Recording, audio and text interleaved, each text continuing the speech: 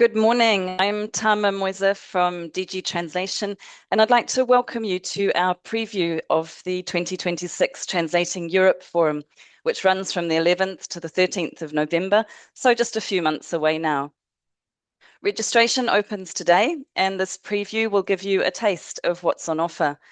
Now, hot is probably the last word anyone in Europe wants to hear right now, but in a moment, I'll share some hot topics from the program. Then I'll be chatting to Claudia Benetello, a translator, copywriter, transcreator, interpreter, and journalist, and one of this year's speakers, about what stands out for her in the program. First, we've got a few house rules for today's event. We'd really like it to be a true interaction, not only between Claudia and myself, but also with you, the audience. You're welcome to ask questions at any time via the Q&A icon at the bottom of your screen. If you can't see it, click on More, where you'll see More and 3 dots. We'll try our best to cover as many questions of yours as we can during the conversation.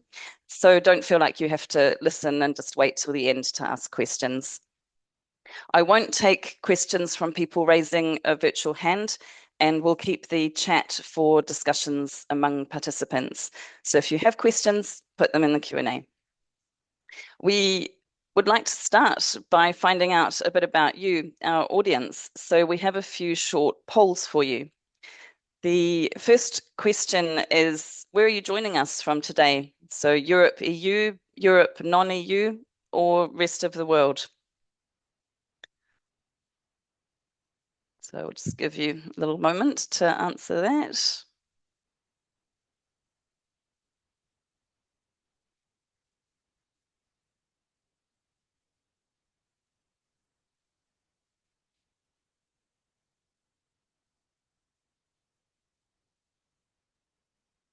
Okay, I see the results coming.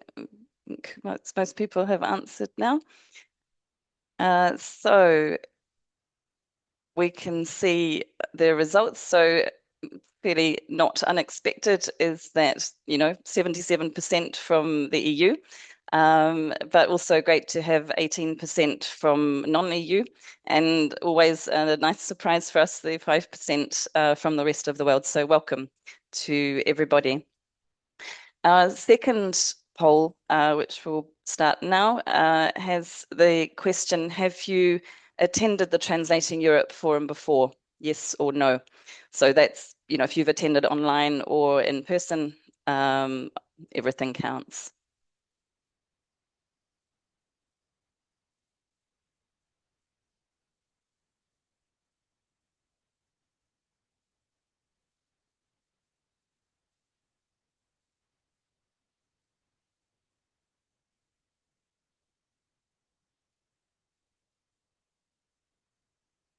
Okay, so we've got the results coming in. And we have 65% have already attended, so that's lovely to have you back. And 35% have not, so we'll hope to be seeing you for the first time at the forum itself in November. And then our third poll, the last one for now, and the question for that one is, how long have you been active as a language professional? So maybe you're not yet active, 1 to 5 years, 6 to 10 years, 11 to 20 years, or the old timers at 21 plus.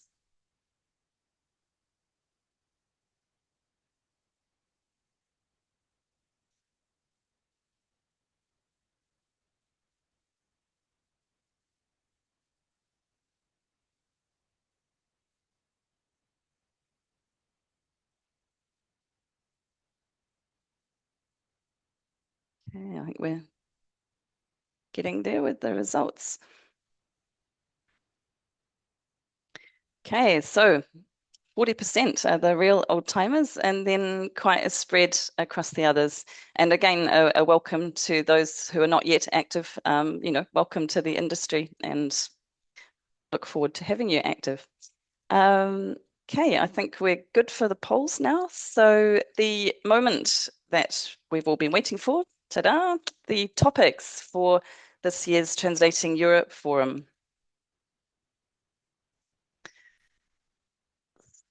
So our overall theme is language professionals matter, adding value in a changing industry. We'll be exploring that from every angle, and inevitably in this age of AI, adding value is a lot about what humans bring that machines can't. On day one, our keynote will look at how language professionals add value and what it is that only they can do. Then we have a scene setting panel on why language professionals really do matter. And I imagine those of us here probably, hopefully, wholeheartedly agree with that. Why are language professionals still necessary and where do they make the difference? We'll also hear about the new competency framework for the European Masters in Translation, or EMT, that's offered by 79 universities across Europe and beyond. That framework is coming out in the autumn, so just in time for the Translating Europe Forum. And our Director General, Christos Elenides, will hand out awards to the winners of the Present Your Thesis in 3 Minutes contest for EMT students, which that was a very inspiring part of the event last year to see young people with the great topics and work they've done and the way they present it. Then on day 2, we start with a TEF talk by none other than our guest today, Claudia Benetello, on hybridization, or how transcreation combines translation and copywriting skills. Our other topics on day 2 include how universities and industry co-design job-ready talent.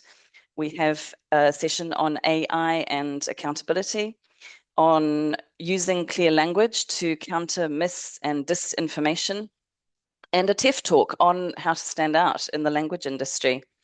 We'll also look at career paths for language professionals and how public administrations, SMEs, and freelancers are making the most of DG Translation's AI tools. Then, if we move to day 3, we will kick off with another TEF talk on what buyers want. We'll also be looking at multilingual innovation in public services and at DG Translation's work towards better AI for Europe through a project on EU-oriented evaluation of language understanding in LLMs. And lastly, our final topic is a quite broad one, how humans can shape AI. So if we now move to our next poll, partly because of AI, the language professions are broadening beyond translation. Should we rebrand translator into language consultant? Yes or no? This one is likely to be, well, we'll see how much of an even split it is, but it's certainly a controversial question with, we know different views among the language industry as to how people see it.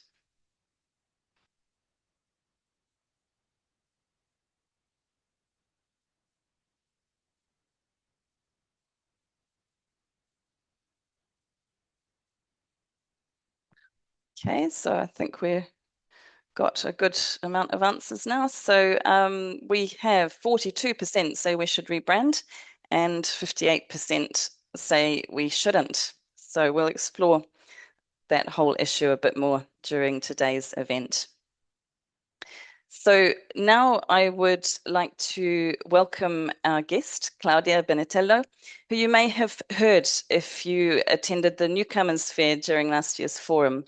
So good morning, Claudia. Good morning, Tama. Thank you for having me, and hello, everyone. Great to have you here. Now, I've already mentioned Claudia's impressive list of job titles, but it's quite a lot to take in, so I'll say them again. So she's a translator, copywriter, transcreator, interpreter, journalist. So, Claudia, that's a lot of hats. With all of those different hats that you've got going on, which sessions stand out for you from the program for this year's forum? Well, I have to say it's going to be my first time at TEF because I've never attended TEF before. I spoke at last year's Newcomers Fair online, but I've never attended the forum. So I'm really looking forward to attending all these very, I would say, diverse sessions with different perspectives across 3 days. But I would say that 2 sessions caught my attention in particular. One is the section about the new EMT competency framework, because yes, I wear many hats, and there's an additional hat maybe we didn't mention, which is I've also been a transcreation trainer for 13 years now, mostly in CPD context, but also in university settings. So obviously, I'm also interested in the, let's say, pedagogical implications of transcreation and also of translation in general. So I'm really looking forward to learning the new developments when it comes to the EMT competence framework. And another session that caught my attention is the one about clear language. I think that making legislation, policies, public information understandable to ordinary citizens is paramount. And we work with words and languages. So we're all aware that words can be used to mystify, to create disinformation, misinformation, but they can also be used as a means to achieve inclusion. And I think this is important. And I like this, let's say, broader perspective, broader scope that this session is going to have. So I'm really looking forward to that. Yes, and clear language is something we're very keen on promoting here at DG Translation alongside our work on translation itself and on AI tools. Just to clarify, I think you talked about CPD, being a trainer for CPD. I think you mean continuing professional development. So in the workplace or for freelancers, perhaps.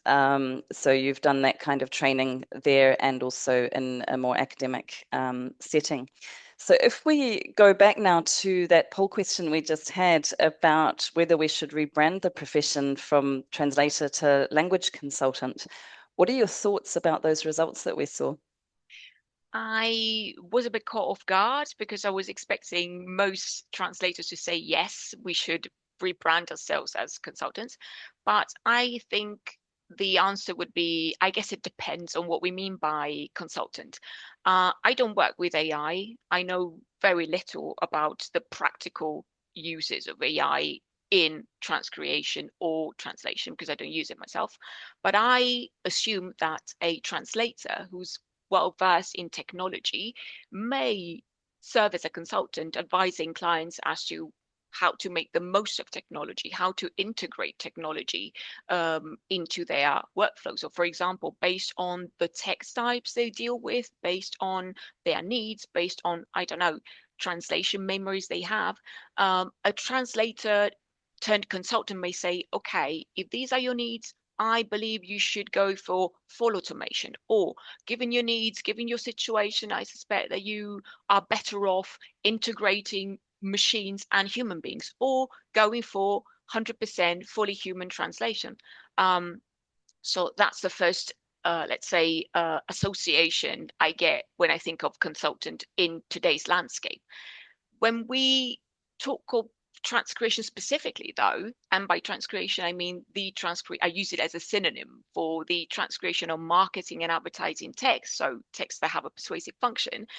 Well, I have argued that transcreation, to me at least, is more of a consulting service than a language service in the strict sense, because for starters, it combines two disciplines, basically translation and copywriting, and it requires skills that belong to these the two disciplines.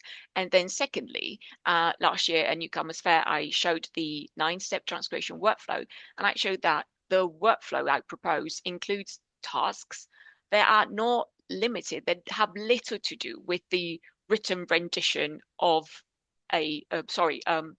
rendition of a written text from a language to another. And I'm talking about two specific steps there. One is cultural insight.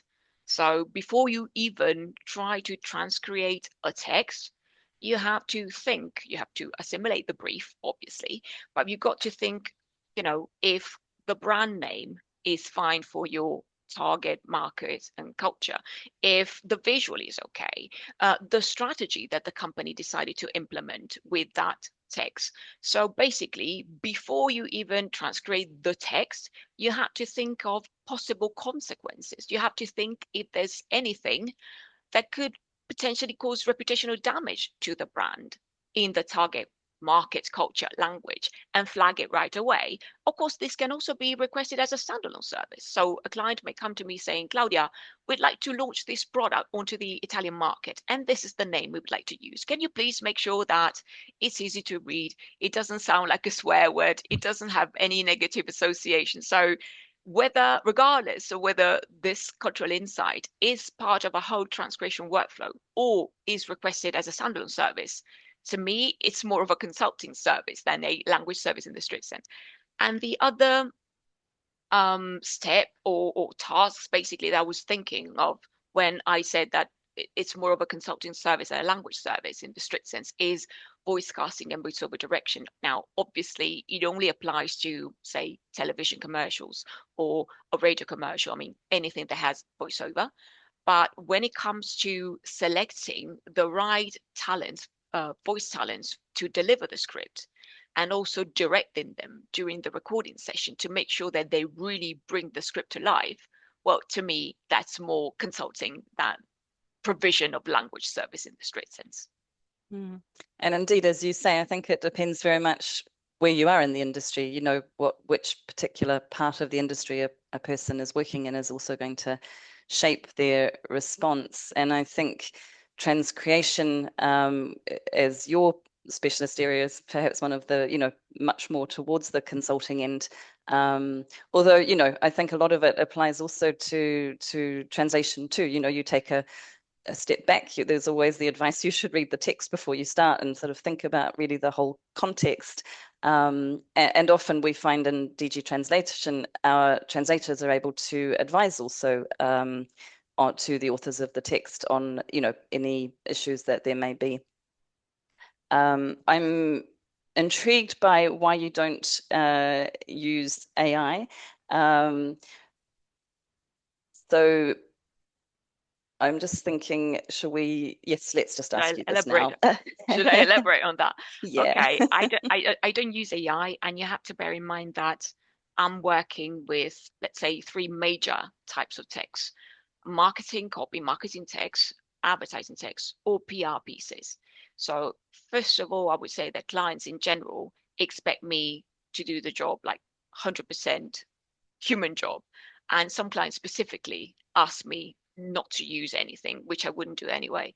Because the second thing would be, well, in order of priorities, it should be the first one, confidentiality. I mean, regardless of whether I do sign a non-disclosure agreement with a client, which obviously prevents me from sharing details with anybody or anything, these kind of texts talk about stuff that still hasn't happened. So I'm working on a campaign for a product or service that still has to be launched. I'm working on a press release of some news that still has to be disclosed to the public. So I think that even ethically, I'm better off not sharing any information with anyone or anything. And it may also be a question of personal preference, I would say. I concede that some translators may be more comfortable having a text pre-translated, whether with machine translation or with a chatbot, I don't know, and then edit it, whereas I prefer to start from scratch and work on it. And there's another thing I think that's peculiar to transcreation, though. So peculiar to, I would say, marketing and advertising text. Well, the target text needs to, of course, work well with the target audience, but it also needs to represent a brand's tone of voice, a brand's personality. And I suspect that machines and LLMs go more in the direction of a standardization. I think I'm no expert, but I think they're very good at understanding patterns, at understanding what the next most probable word or turn of phrase is. Whereas in marketing and advertising copy, you don't want a brand to sound like any other brand in the world.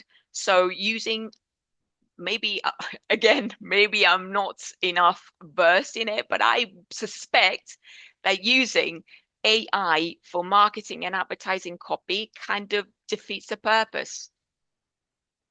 Yeah, and it's very much evolving too, isn't it? The way you know the way professionals use AI, the way people receive AI content, the way that clients might look at AI content. As we move forward with AI, I think the approach all round is very much evolving.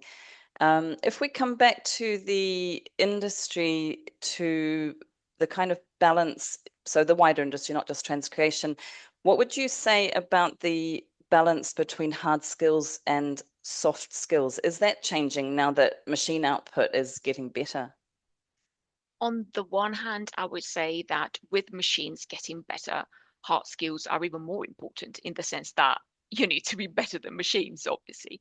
But at the same time, I suspect, I don't have a crystal ball, but I suspect that soft skills may become more important because if a client, if anyone can get an output at the press of a button, maybe the human interaction that leads to an even better output would be even more important. So I suspect that maybe being willing to engage in a conversation with clients, I'm again talking from a freelancer's perspective, like relating to my own experience, but I feel that being willing to engage in a conversation with a client, interact with them, take responsibility for your choices, explaining the choices, and because explaining the choices and the rationale may be something that machines can do as well if you prompt them, right?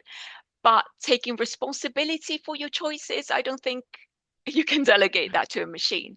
And what I also see in my own experience, but everybody's different, is also the ability to mediate. I work most of the time on very complex projects where there are many stakeholders with different needs and different priorities, and I have to mediate. So I've got to see the full picture, see all the different needs, and mediate and understand what takes precedence, what to prioritize. And that's also a soft skill, isn't it? Absolutely. And that point about taking responsibility, that ties in very nicely to the session we have at the forum on AI and accountability, precisely. In terms of those, soft skills you're talking about with the mediation and that kind of thing, do you have any thoughts about how people can develop those soft skills? I would say that maybe having work experience in-house can help with that. I know, the stereotype is that translators tend to be introverted, and, if they're working as freelancers, maybe they get even more introverted. But if you first, for example, gain experience in-house and you used to working with teams and, liaising with different stakeholders, different people, maybe that can help you develop those skills, or at least as someone who became a freelancer after 2 work experiences, I felt that they were valuable. Those experiences were valuable in this respect. Yeah, and maybe part of it is about valuing, the value that we place on those skills and the extent to which we try to develop them, or to have opportunities, or to learn from experiences that we have. Yeah, Now just yeah, a tiny comment, Tama. I think that long gone are the days where translators just receive a text and return a text with no interaction, because that's basically what a machine does these days, doesn't it? So to be better, to offer a better service than machine, you really got to have those soft mm.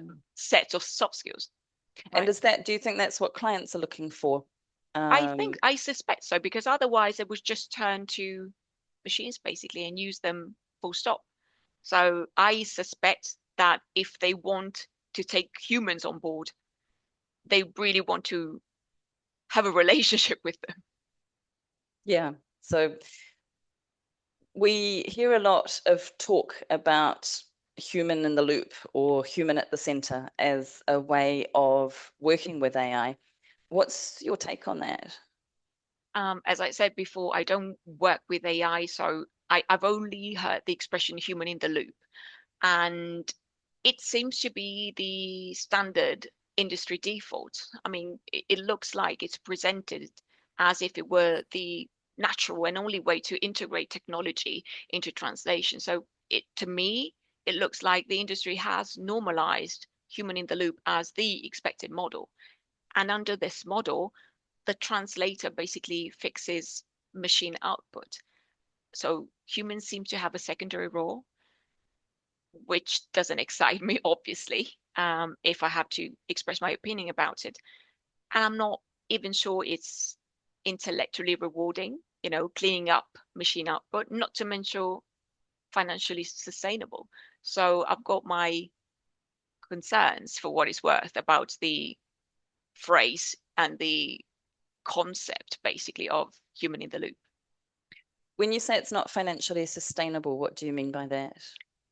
The impression I have, even reading contributions, for example, witnessing a live contribution for Michael Bailey, who was a speaker at the Fit Work Congress in Geneva last year, is that basically the human in the loop approach usually leads to a reduction in what the translator is paid. The translator is paid a fraction of what they would be paid if they were to translate from scratch, but the productivity gain doesn't really justify this reduction. So I'm not sure it's the way forward if translators are to coexist with machines.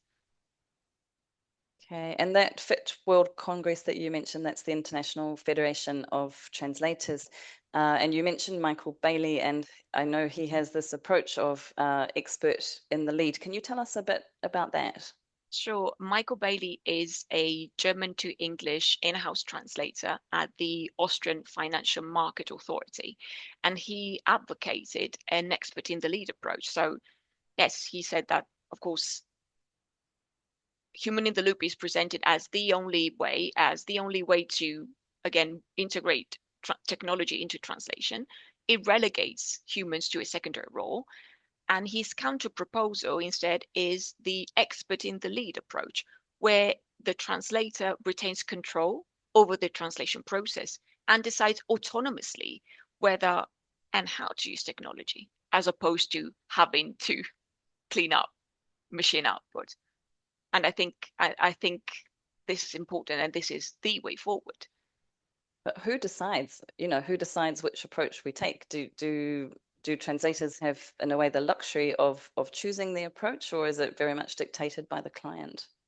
Well, in my experience, as I said, my clients expect me to do things myself as a human being. But I've heard of colleagues maybe working mostly with LSPs where they are basically forced to do post editing. So again, fix machine output. And obviously, um, it's not fair for the professional, for the language professional, to be imposed a way of working, as opposed to, again, saying, I'm the expert and I should know better. I should be the one to say, I'm going to use technology in this way, or I'm not going to use it because this kind of text doesn't lend itself to it, as opposed to blindly use technology for pretty much anything. So you were saying sometimes it's the LSPs, the language service providers, who are employing a person who may be the ones to dictate, to say what they're looking for. And I guess in any case, it's always about meeting the needs of a client.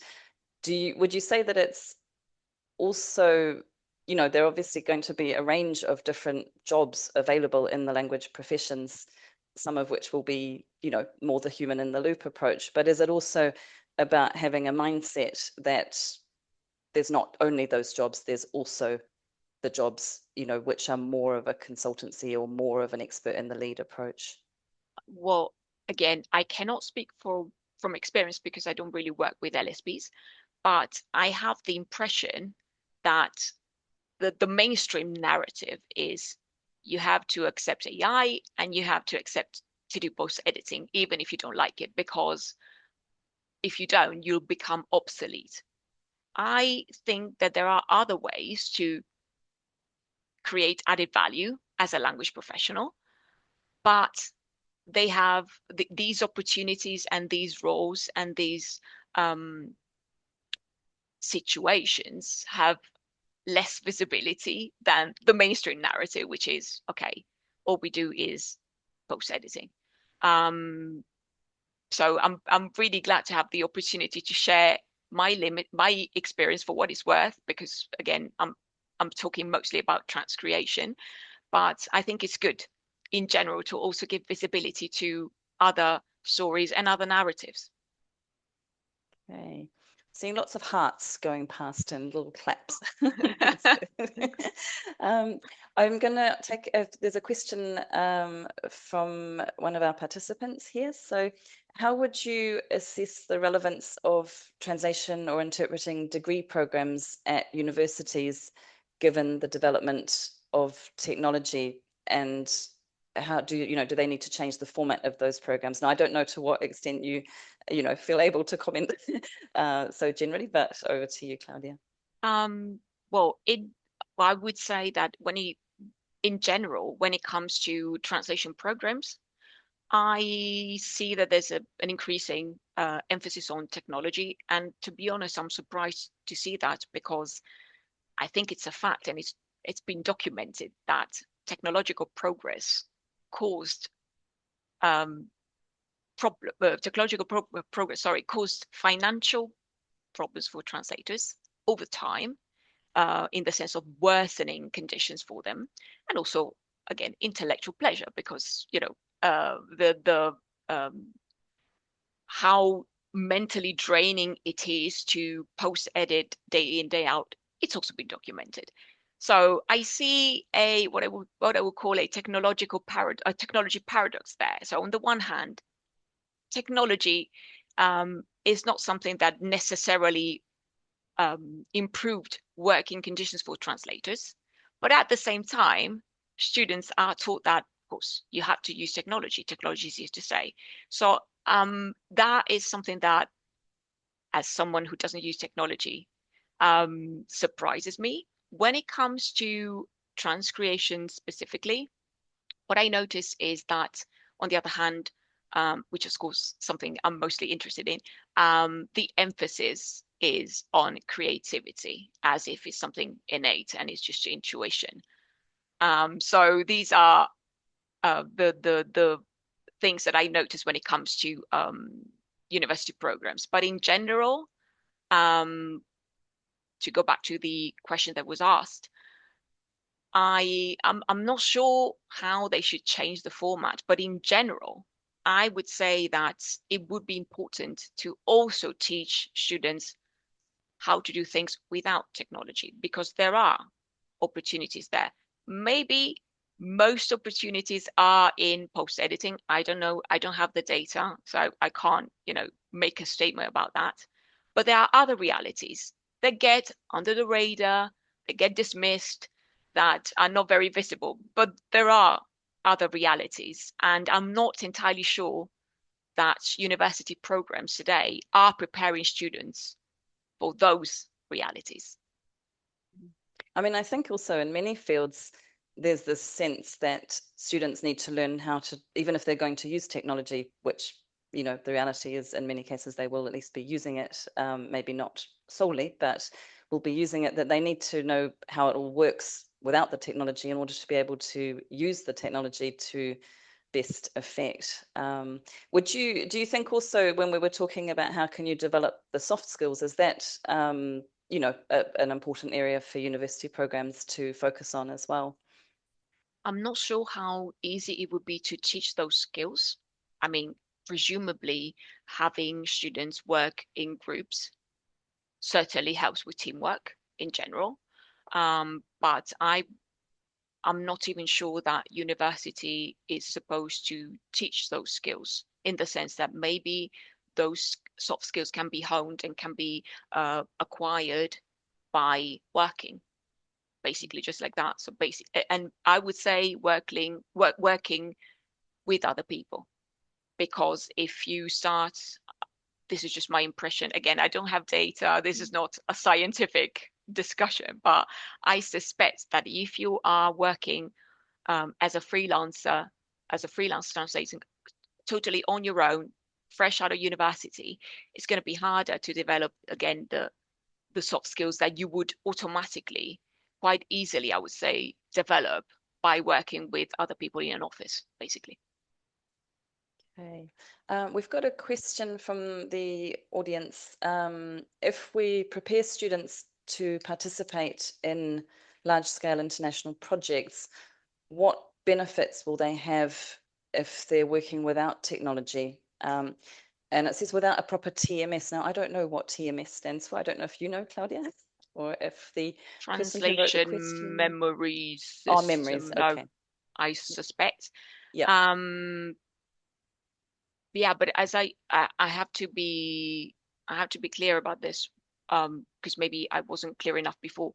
The type of text that I have experience with are not standardized texts, are texts that would not really benefit from even a translation memory. I mean, I suppose that translation memories are very helpful when you have very standardized texts where you can basically recycle previous translations if a new version or an updated version of such text comes out. Or if you need to absolutely stick to the wording or the terminology, for example, you used before.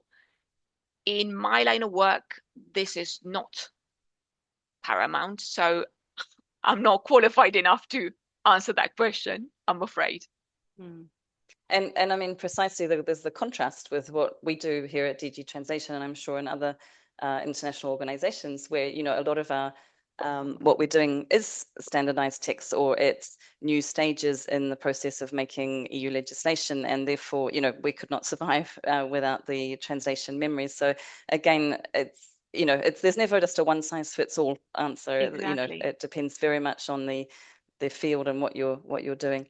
Yeah, and the text that you get to translate are building on previous texts. Obviously. Exactly. So again, depending on the text, on who you're working for, what you're doing, what the objectives are. But it's very interesting for me. It's very interesting to hear, you know, this quite different field of transcreation where it seems to be at a different end of the spectrum as well. I'd just like to talk a bit about yourself, Claudia, and your background. Now, you're not a translator by training. So how did you end up in the language profession?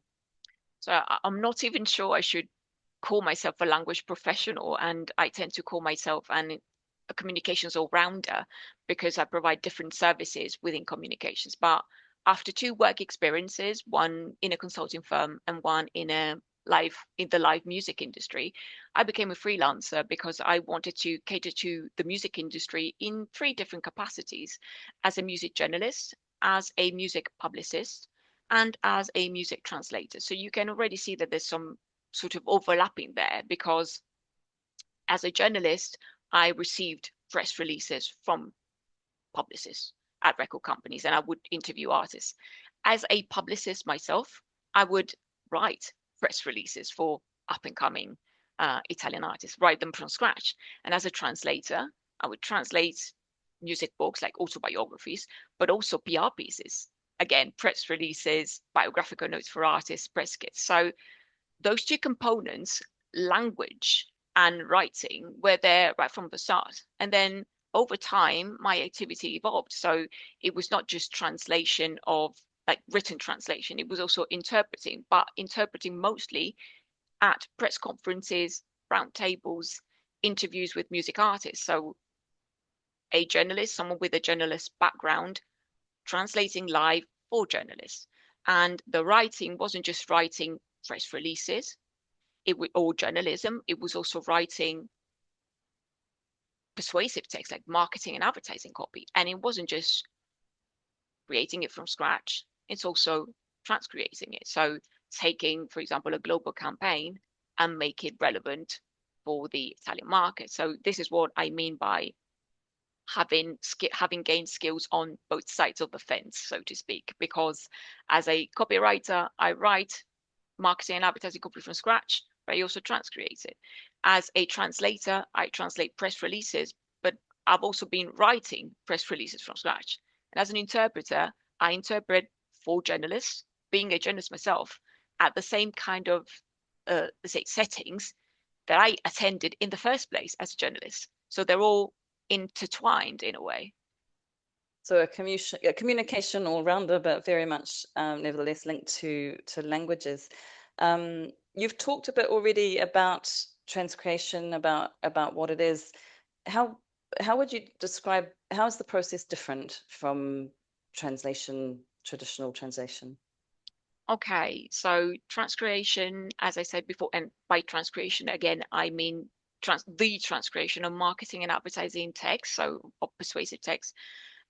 It is a hybrid of translation and copywriting. So the creation in transcreation stands for copywriting, and it combines two disciplines. So basically, it requires skills that belong to both translation and copywriting, and this is also reflected in the workflow.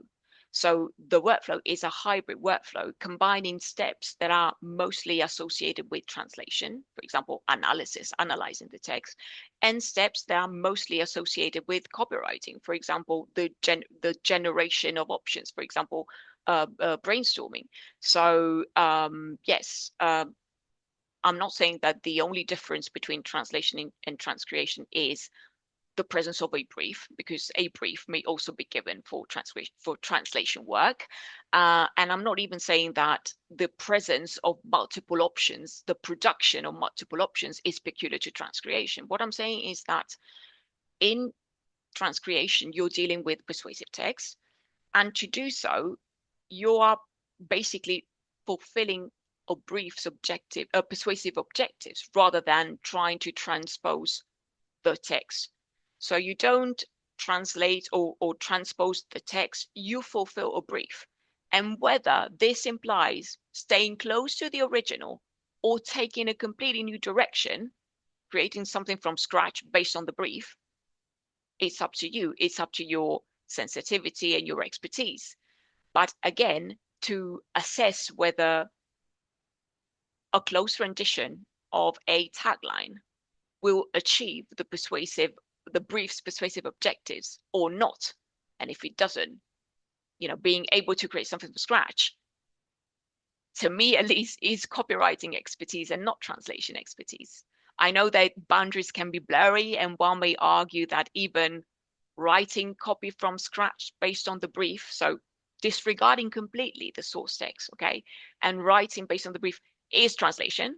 I know there's many people who have this position, but to me, the emphasis on the impact, because the message and the wording needs to be impactful for the target audience. That's copywriting expertise. So that's, I would say, is the main difference. And it is a difference between translation and transcreation that comes with the function of the text, which is persuasion. Mm. And that brings us to my next question, which is, as you've said, transcreation is about multilingual communication. It's about conveying a message. What does the text that you're transcreating mean to the client?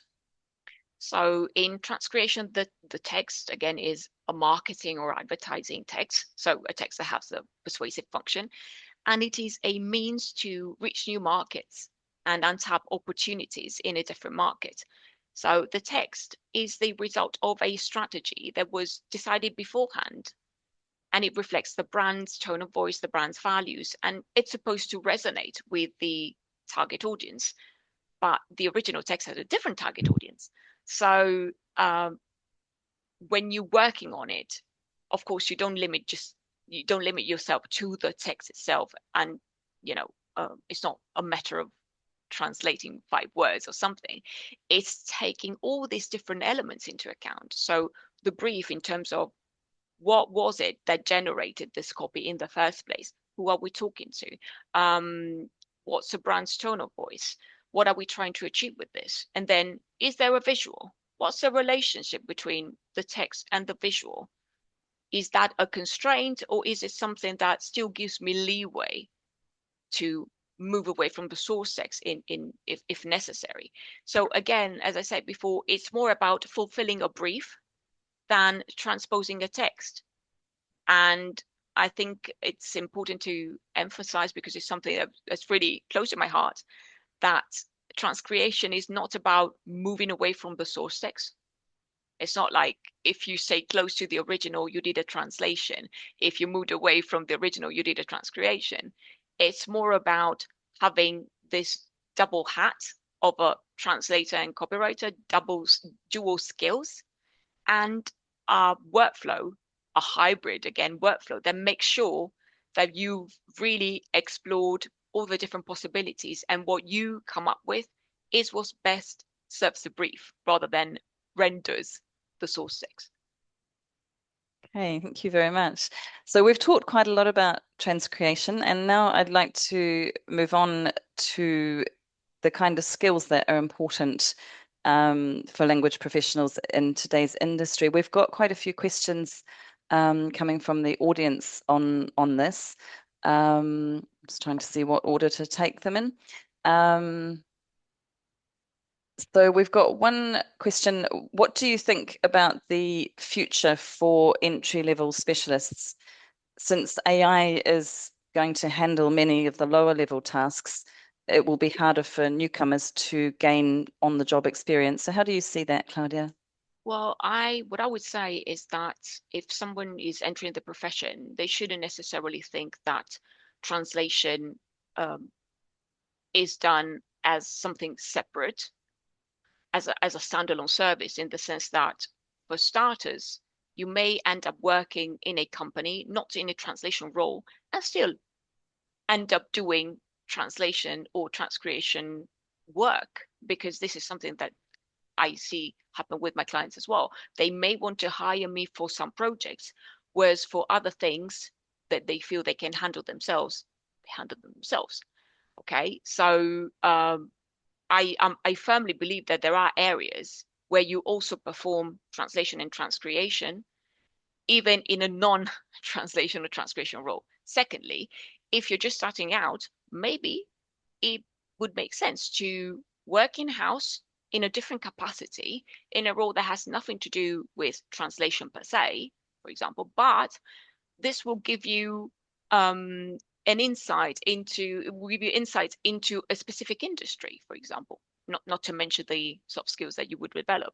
So maybe after gaining experience in, I don't know, specific kinds of text, but not as a translator, as something that deals with those kinds of texts on a daily basis, and working in a different function within a company, maybe then you can capitalize on that experience and work as a translator.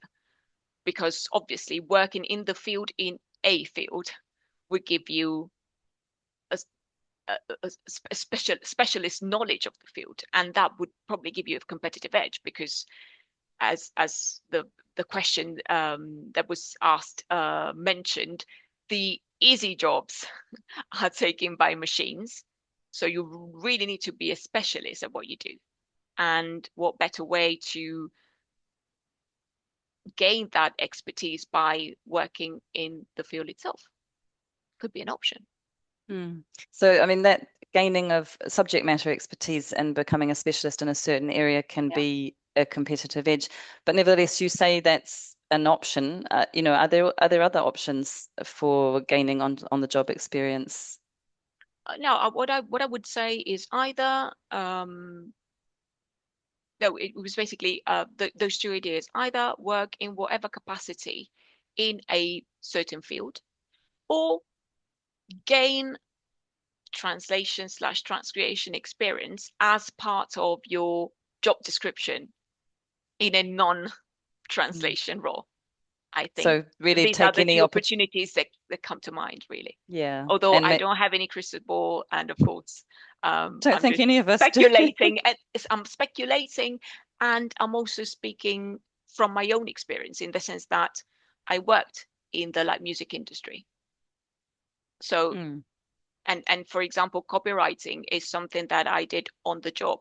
Writing television promos and radio promos scripts is something I did when I was working in-house. So yeah, and that was how you then moved into translation. And again, here at DG Translation, we very much value the range of profiles that we have. We have people who are pure linguists with a very much a translation linguistic background by training, but we also have people with very specialist expertise in, the medical field, scientific field. So all of that is very valuable. We've got another question. If you were graduating today, what skills would you invest in first to stay competitive in the language industry?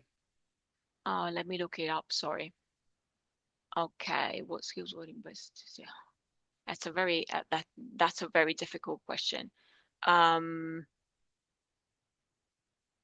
I would say if I were graduating today, rather than thinking in terms of skills, I would be thinking of gaining subject matter expertise, like working in a company in a role and gain profound expertise in a certain area, in a certain subject matter.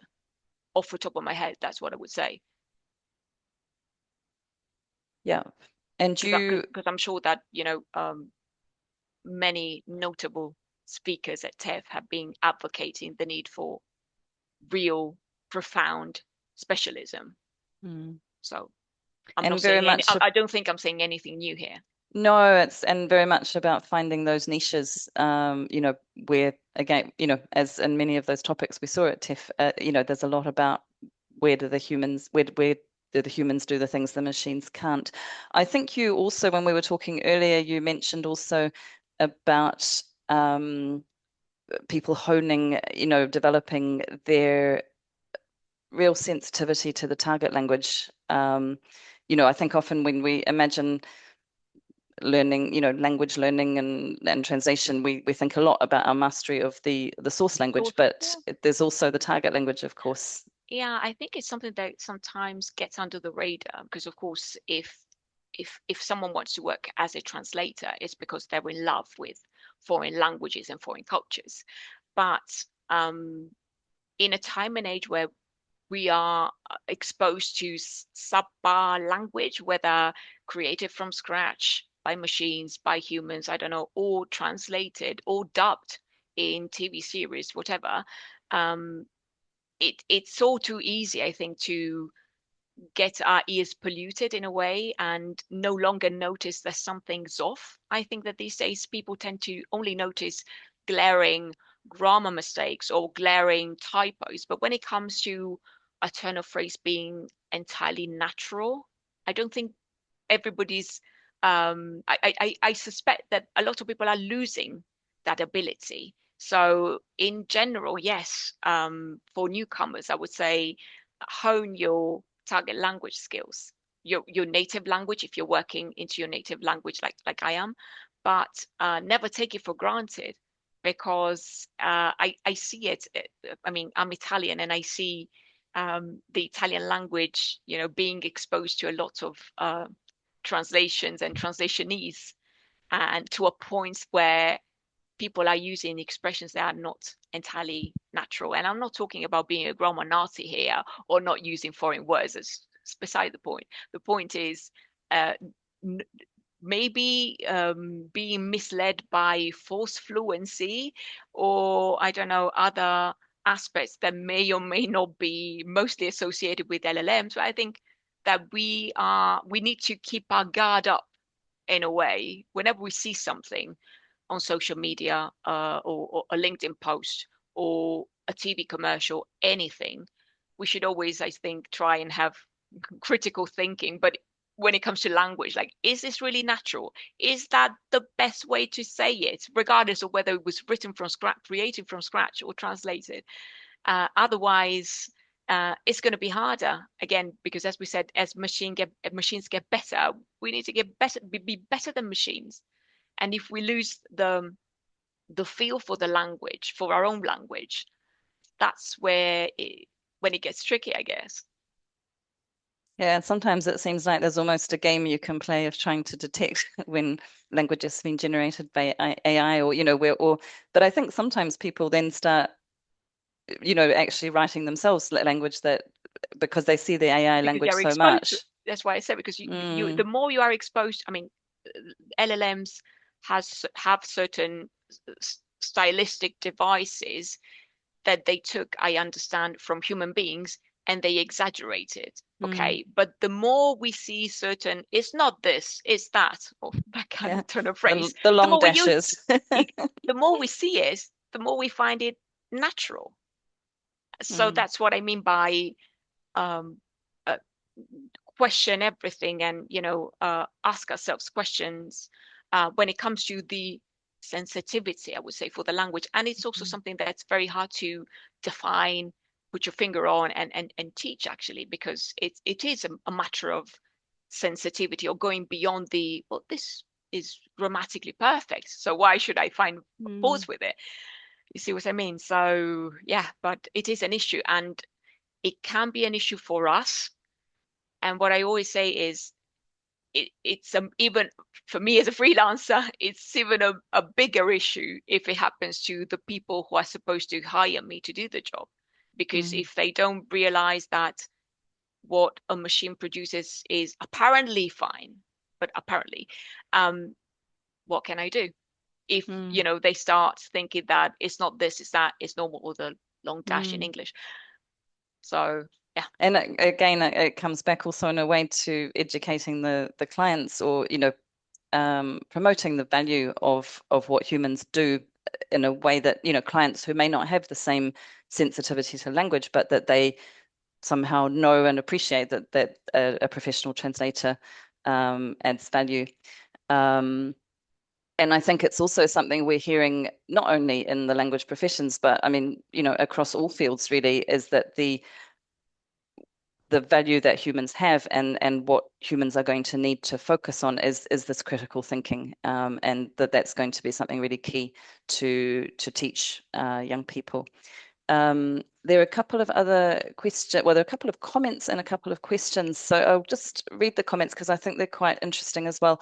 So there is a person who says membership in professional bodies or volunteering for professional organizations can be beneficial for freelancers in all stages of their career. So that can help developing soft skills, developing technical skills, and networking.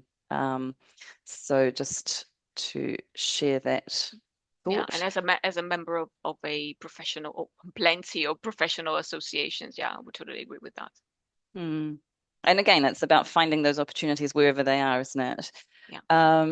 And then there are dozens of language expert profiles that higher education institutions don't cover, because academics may not know or care to learn about professional practices across sectors.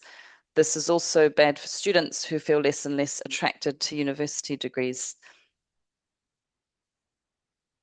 Yeah, I mean, I think this ties in with what I said before about mainstream narratives and mainstream scenarios being more visible than other realities, right?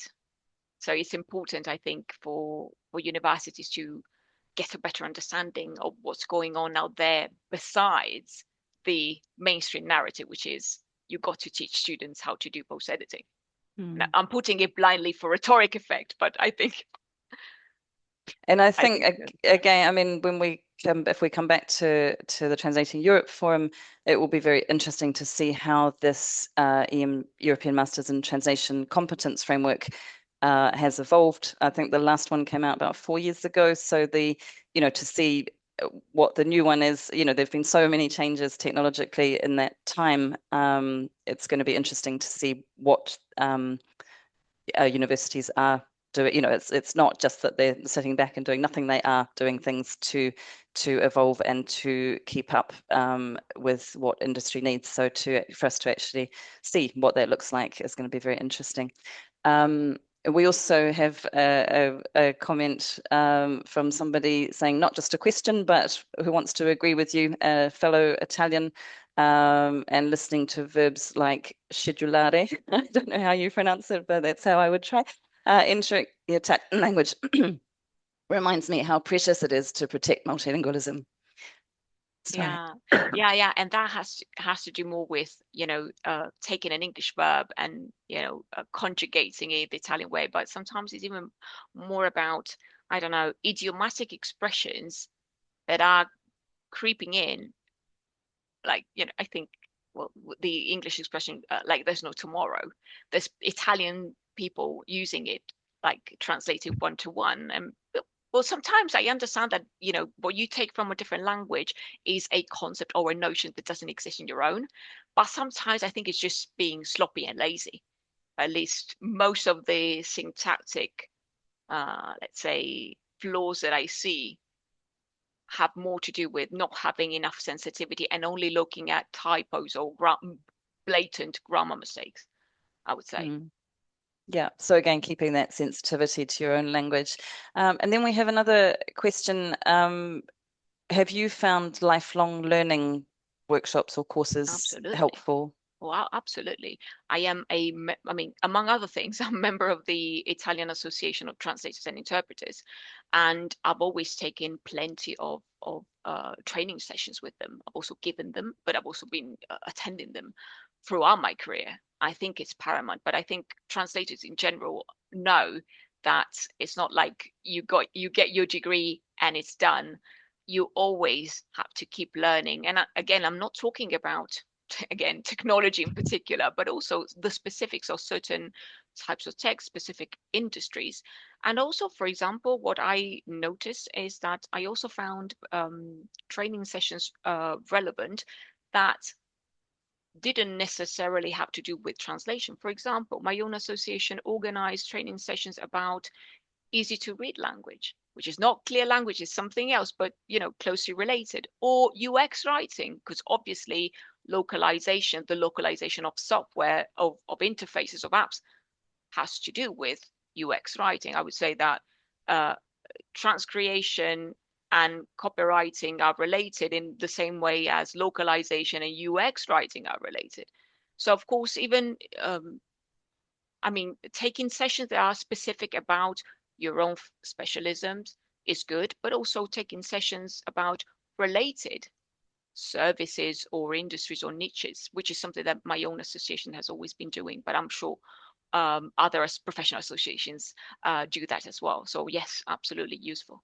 Mhm. And what would be your top advice to newcomers to the industry or people who might be considering joining the industry? Well, I've mentioned something, but I want to maybe I want to expand on this based on the conversation we just had. So when it comes to transcreation, if someone is interested in transcreation in general and they come from a translation background, I would suggest they gain copywriting skills, get copywriting training, because I think it makes a huge difference. In general, I would say again, hone your target language skills. Don't get your ears polluted. Um, Join a professional association because they also welcome newcomers, at least my association, but I know all of them do, uh, as far as I know.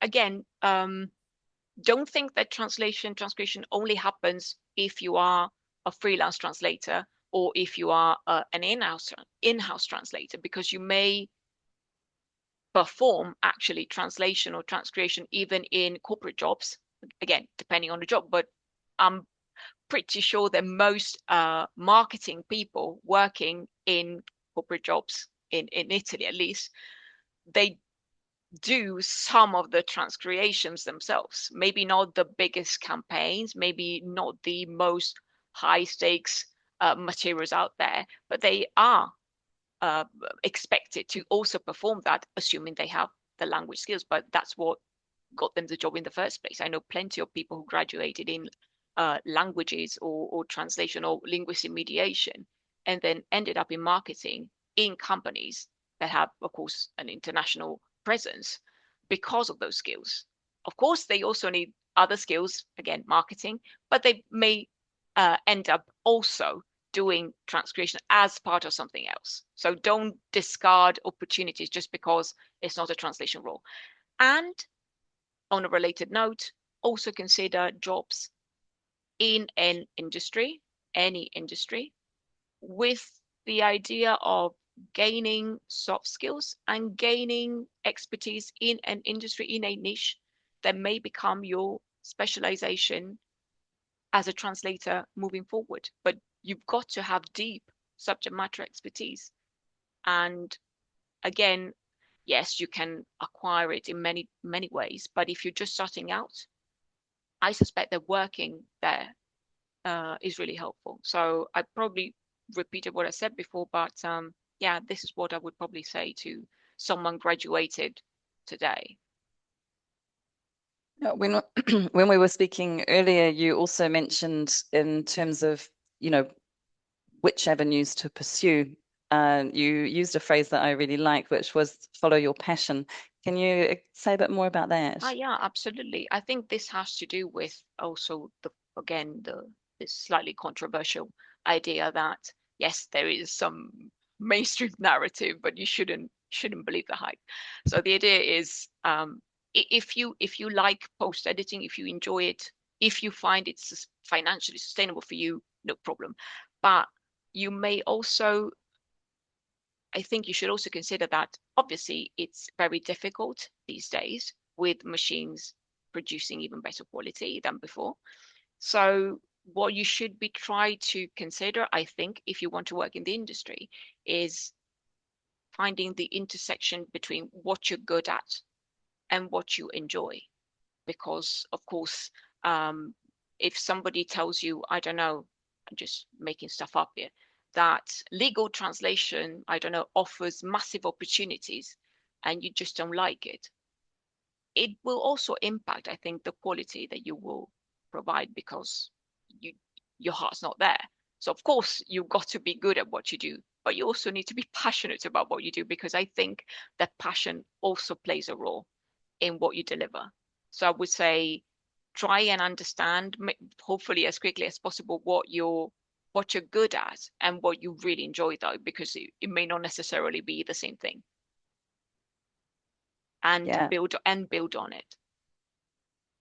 I Because think at that's least this was again my passion for the music industry. That was for mm, me, for example. So in this respect, I can speak from experience.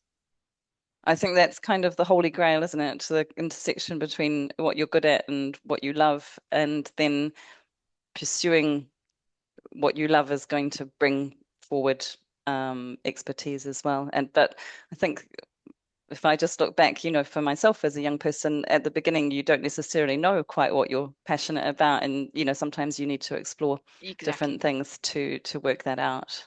Um, Exactly. okay, and to come back to transcreation itself, do you think that's something that's trainable? Like, can people learn how to do transcreation, or is it all about innate creativity and talent? I think I mentioned it before quickly, and I also said something quite blunt last year at the Newcomers Fair when I went, well, creativity is overrated. Of course, again, it was for rhetoric effect, but the impression I have is that when it comes to, again, the transcription of marketing and advertising text, because that's what I have experience of, the stroke of genius and intuition are overemphasized. And also creativity per se I think tends to be overemphasized in university context as well, as if moving away from the source text just for the sake of it is transcreation, which of course it isn't. So I think that transcreation requires structured methodology, it requires a systematic process. And of course, methodology and processes can be taught.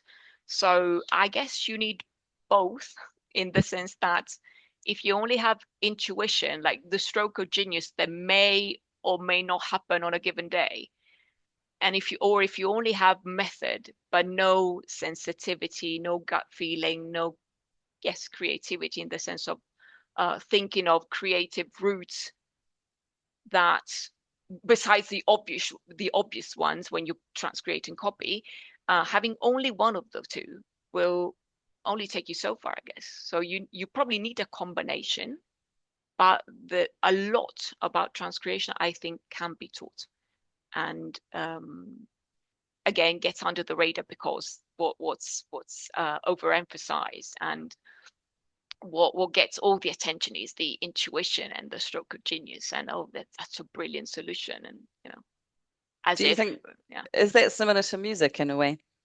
I The beg the your pardon? combin is it similar to music in a way that you Oh need yeah, some talent, but you also need to work at it and learn skills? Yeah, I think they go hand in hand. You got to have, when it comes to music, fresh ideas, obviously, but you also get fresh ideas by exposing yourself to what other great musicians did. Obviously, you may create something completely new from scratch, but you also get in music, especially um you basically remix in a way previous influences, or decide to break with them, or tweak them, which is less than I would say for transcreation. But what gets under the radar again for musicianship is the hard work that they put into practicing and practicing and practicing.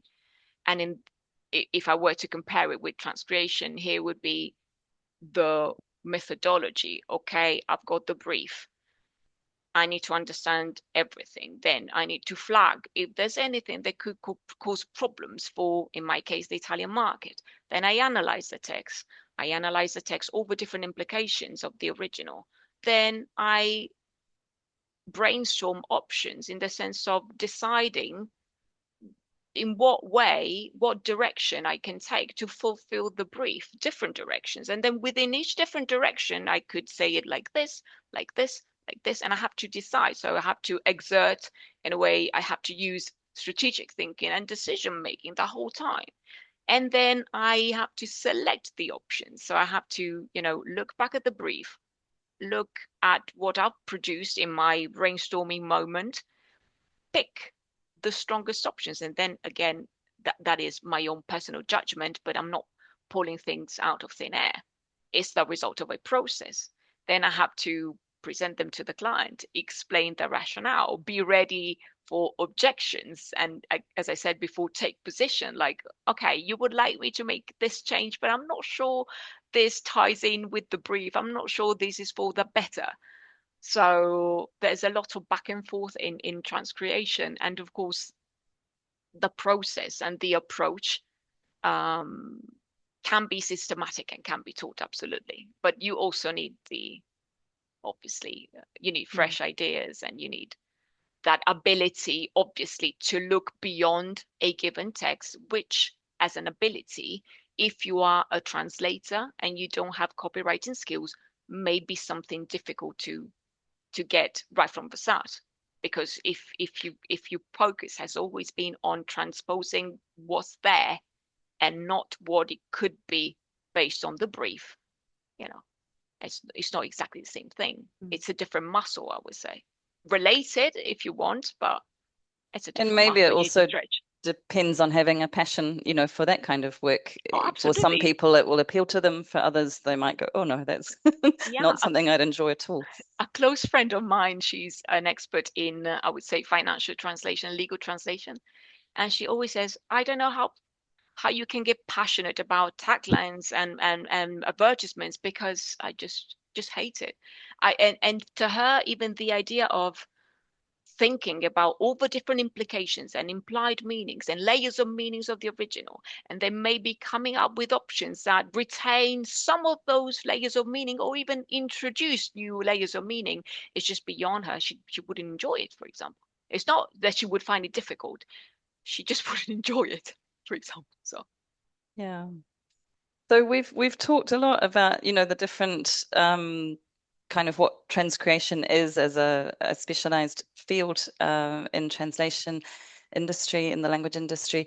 We've talked about what newcomers can do about taking any and every opportunity, about developing specialist expertise, about finding jobs where there may be, it may not be primarily a translation job, but there may be translation elements.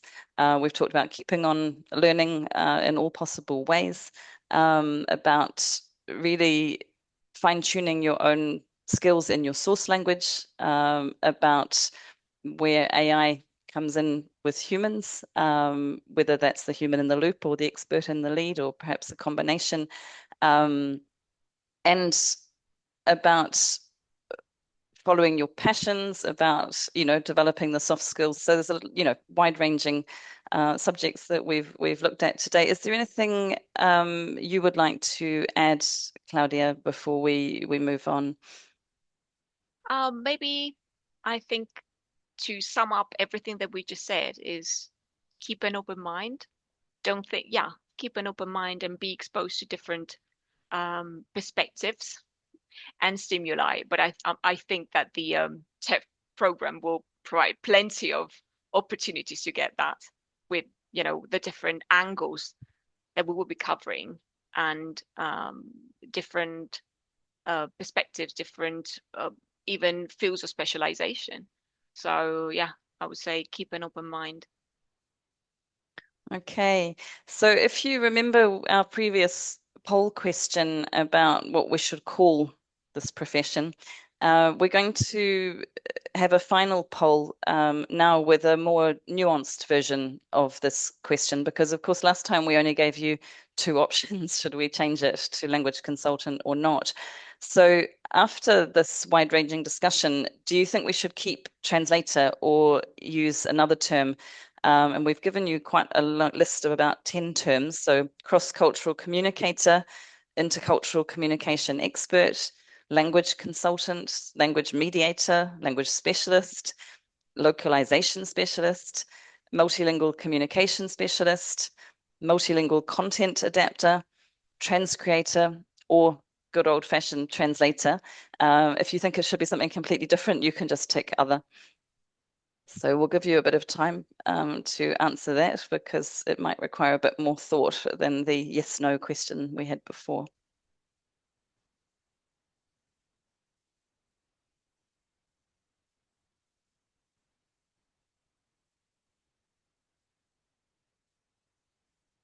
And there's a comment in the chat who says the specific brand name depends on what you do and picking one is impossible. I think that again ties in very much with one of the themes that has come through today, which is that, you know, it all depends, doesn't it? It all depends on context, on where you are in the industry, on how you see what you do, may depend on who you're working for, you know, maybe even in one job, there may be times where you're doing different aspects and different roles.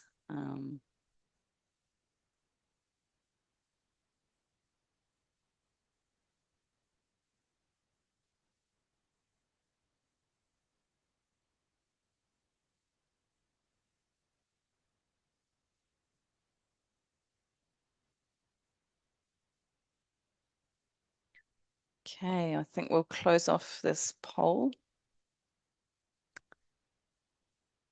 So in terms of the results, we've got 35% for language specialist, only 24% for translator, 7%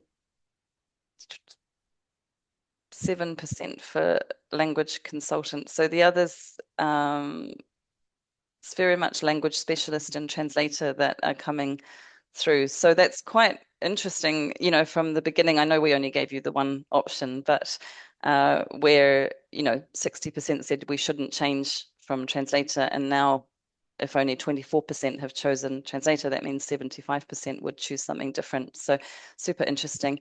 Claudia, do you have any comments about those poll results? Yeah, what I think is striking is that, at least to me, there isn't a major distance between translator and language specialist, is there? So I was maybe expecting to see, but you know, it was just me, more of a cross-cultural communicator or intercultural communication expert, because at least this is what I increasingly see, to be fair. I see a lot of translators maybe using these expression or similar expressions emphasizing the cross-cultural element. But at the end of the day, yeah, considering at the beginning, most people said we shouldn't rebrand, translators shouldn't rebrand as language consultants, maybe language specialist among the different options is the closest to translator, I would say, that we have here. So it is consistent with what they said before.